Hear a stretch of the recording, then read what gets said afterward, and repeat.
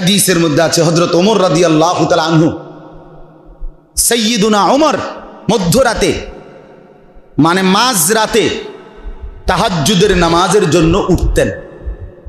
উঠার পরে কিছুক্ষণ নিজে তাহাজ্জুদ পড়তেন, পড়ার পরে রাত্রির যখন আর এক ভাগ বাকি, খোদার কসম হাদিস, হযরত ওমর রাদিয়াল্লাহু তাআলা আনহু আইকাযা আহলাহু,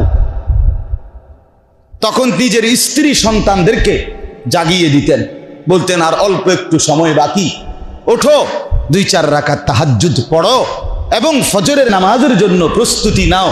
আর স্ত্রী সন্তানের কাছে এই আয়াত পড়তেন, হাদিসে আছে, তিনি বলতেন আল্লাহ বলছে ওয়া'মুর আহলাকা বিসসালাহ ওয়াসতাবির আলাইহা, হে নবী আপনি আপনার পরিবারের সদস্যদেরকে নামাজের হুকুম করেন এবং আপনি নিজেও মজবুতভাবে নামাজ পড়েন।